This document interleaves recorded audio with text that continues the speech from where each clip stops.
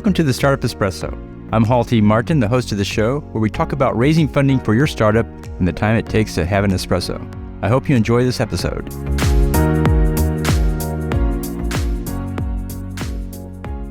Hello, this is Hall T. Martin with the Startup Funding Espresso, your daily shot at startup funding and investing.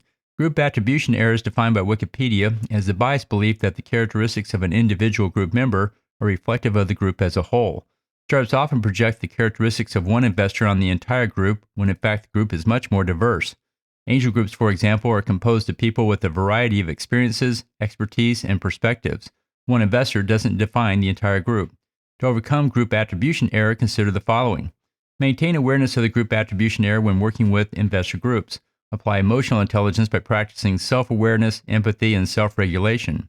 Remember a time in which you were part of a group and were influenced by the situation. Explain to yourself the rationale behind your judgment. This will help clarify your reasoning and highlight biases in your judgment. Consider how the investor may review your deal from their perspective instead of your perspective. Thank you for joining us for the Startup Funding Espresso, where we help startups and investors connect for funding. Let's go start listening to today. Hall T. Martin is the director of Investor Connect, which is a 501c3 nonprofit dedicated to the education of investors for early-stage funding. All opinions expressed by Hall and podcast guests are solely their own opinions and do not reflect the opinion of Investor Connect.